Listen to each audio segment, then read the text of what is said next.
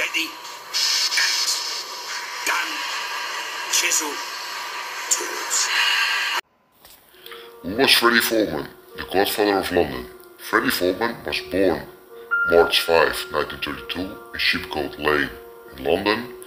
Freddie is now 19 years old and is one of the last surviving old-school London gangsters.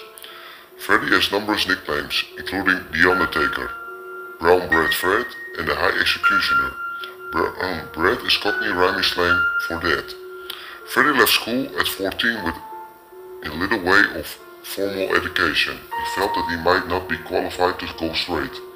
Known mainly for being the British godfather of crime and very close associates of the Kray twins, Ronnie and Reggie Kray. Both of them were relied on him, more than anyone else, during their reign of terror under London during the 1960s. During the Second World War, Freddie was evacuated from London and was split up from his family. However, he was sent back to London before the Blitz began. He had said the experience of the war stayed with him for life and it haunts him in memories till this day. On May 24, 1963, Freddie and a firm wearing the blue overalls walked into the Sharp, Pixley and Co. bullion brokers on Paul Street in the city of London during the lunch hour and walked out with 40 bars of gold, worth £200,000, which is around £4 million in today's money.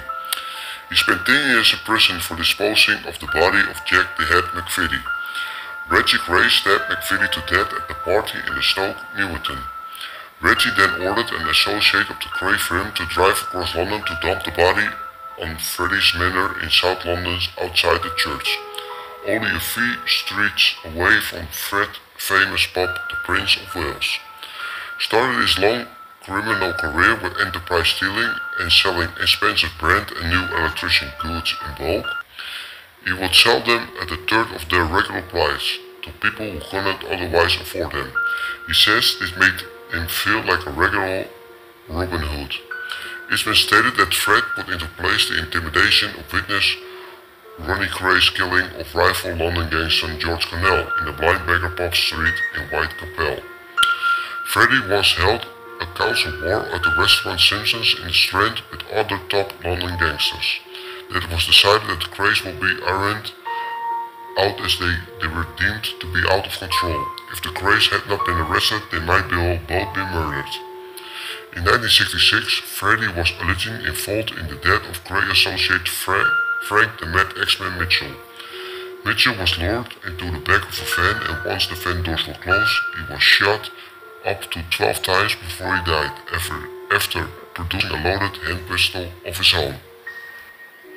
Freddie revealed that his body was wrapped in a chicken wire, weighed down and dumped in the English Channel. In the early 80s, Freddie lived a straight life in America for 2 years. Then he set up a legitimate business and games room with a state-of-art game machines. He was one of the first people to have a Pac-Man machine. In 1983, Freddie was involved in the Shoreditch Security Express robbery. The Security Express IQ on Curtain Road, East London, was known as the Fort Knox at the time. This was the largest ever cash robbery in the UK. The gang stole £7 million in untraceable banknotes. In today's money that would be equated to around £20 million. After the Shoreditch robbery, Freddie moved with his family to southern Spain Golden Mile, there at the Marbella on the Costa del Sol. He bought a nightclub, a social club, a penthouse, apartments to rent. Despite Spain not extradition laws, Spanish police kidnapped him and put him on a flight back to England at the tail at the end of the 80s. At Heathrow Airport, the British police were waiting for him, and he was eventually sentenced to 9 years in prison for handling of monies adduced from the Security Express robbery.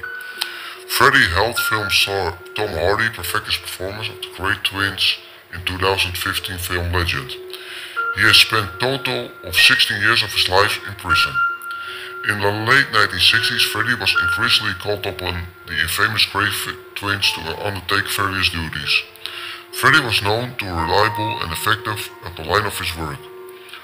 Foreman confessed to the murder of Tommy Ginger Marks in the 1960s in revenge of shooting him of his brother in the groin. He had been acquitted of the murders at the Old Bailey trial in the 1960s. Tommy Marks' body was never recovered.